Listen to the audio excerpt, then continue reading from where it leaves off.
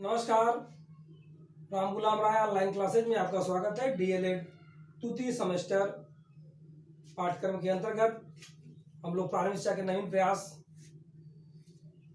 के बिंदुओं का अध्ययन कर रहे थे। उसी क्रम में आज लॉर्ड कर्जन के शिक्षा संबंधी सुधार एवं उनकी नीतियों के बारे में अध्ययन करेंगे। लॉर्ड कर्जन शिक्षा संबंधी सुधार के बारे में जब वो भारत के गवर्नर एवं वायसराय के रूप में नियुक्त होते हैं 1899 में,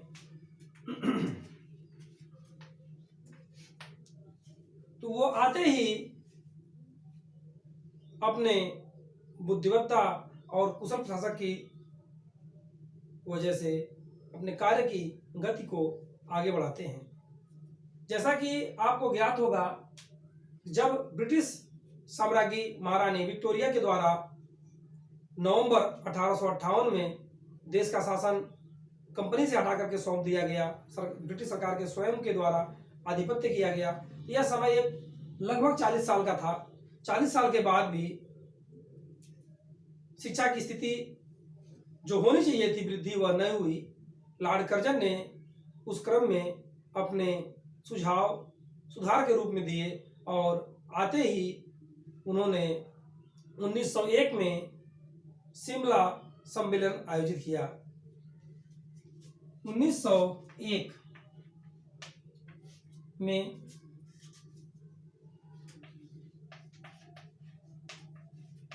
शिमला शिक्षा सम्मेलन, यह कार्य करने का पीछे जो मेन महत्वपूर्ण बिंदु था वो था शिक्षा संबंधी सुधार। शिक्षा संबंधी सुधार।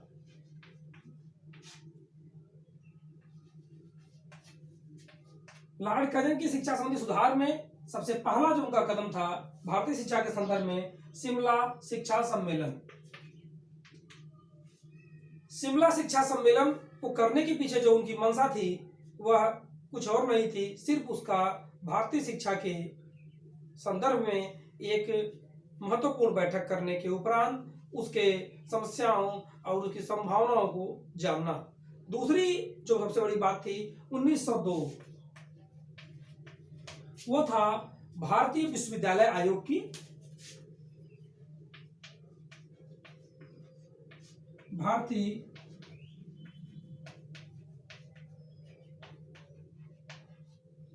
विश्वविद्यालय आयोग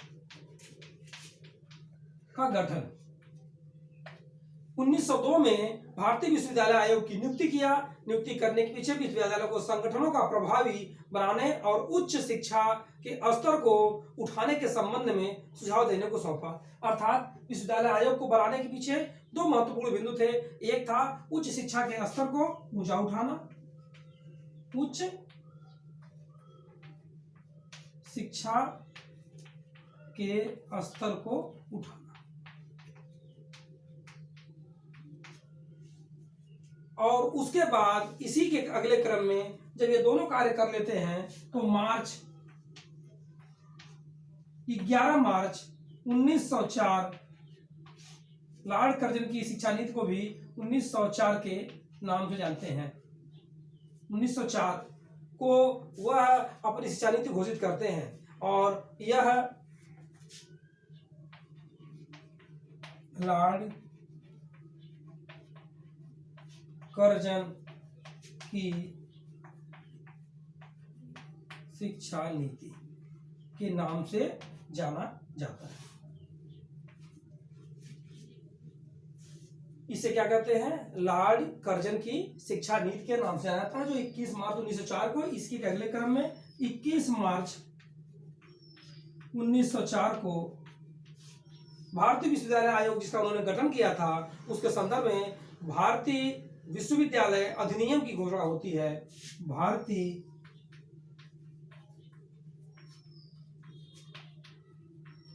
विश्वविद्यालय अधिनियम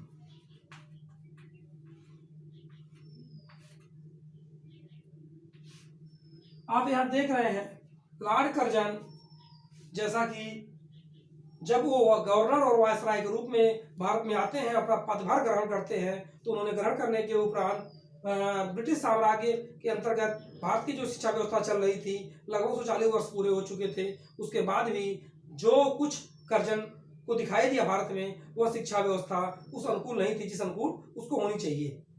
40 वर्षों के लंबे समय अंतराल के बाद उसका उन्होंने अपने बिंदुओं को, अपने विचारों को क्रमबद्ध करने का प्रयास किया, क्योंकि उनकी विद्वता और एक कुशल प्रशासक होने की दिखाई देती है उनकी व्यवस्था में।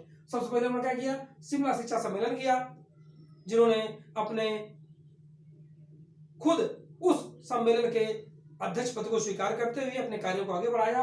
लगभग 150 स्वीकृतियां प्रस्ताव हुई। 1902 में भारतीय विश्वविद्यालय आयोग की उच्च कोटि के शिक्षा को उठाना और 11 मार्च 1904 को लॉर्ड कर्जन की शिक्षा नीति की घोषणा, वो स्वयं घोषणा की।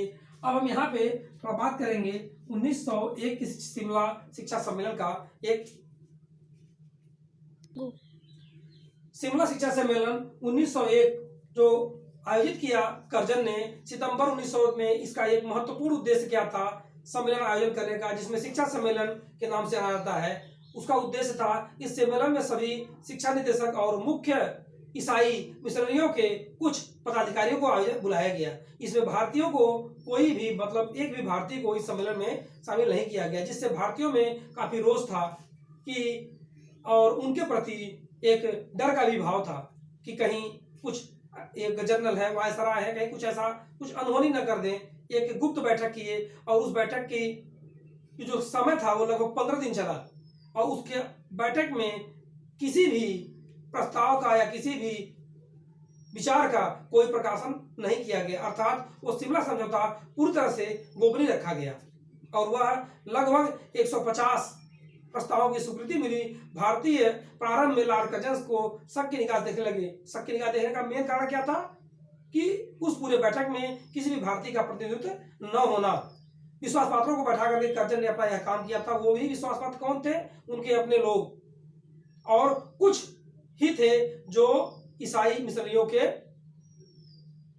प्रमुख थे, और शेष उनके अपने लोगों के द्वारा, या अपने यूं समझिए कि अपने विश्वास पात्र लोगों के द्वारा उन्होंने यह बैठक आहूत किया। और इसीलिए इस बैठक को शिमला शिक्षा सम्मेलन न करके शिमला स्वीकृति सम्मेलन के नाम से भी लोग जानते हैं। क्या? शिमला स्वीकृति सम्मेलन।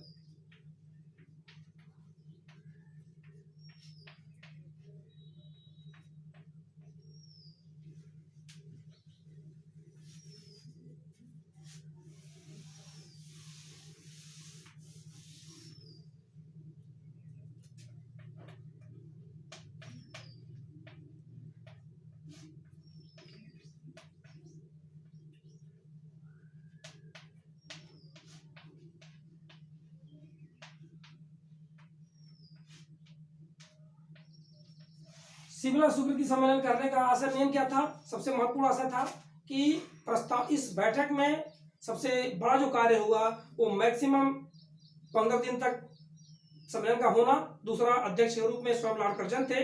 तीसरी सबसे बड़ी बात थी, इसमें किसी अन्य विद्वान को शामिल करके शिक्षा निदेशक और मुख्य ईसाई मिशनरियों के कुछ प्रतिनिधियों को इसमें आमंत्रित किया गया। किसी भी भारतीय विद्वान को प्रतिनिधि के रूप में स्वीकार नहीं किया गया। इस वजह से, इन्हीं कार्यों की वजह से भारतीय जनमानस में डर और रोष का भाव व्याप्त था, और कहीं न कहीं उनको ये चिंता थी कि लॉर्ड कर्जन कुछ ऐसा करें जो देश के लिए अच्छा न हो। इसी के क्रम में इसको शिमला स्वीकृति सम्मेलन, क्योंकि केवल प्रस्तावों की स्वीकृति तक ही यह सम्मेलन सीमित था, और उस सम्मेलन में गहन विश्लेषण हुआ। इसके बाद जब उनका अगला जो क्रम था वो था भारतीय विश्वविद्यालय आयोग का स्वीकृति, यानी भारतीय विश्वविद्यालय आयोग की 1902 में करते हैं। उसके संबंध में हम अपने अगले क्रम में बात करेंगे। धन्यवाद।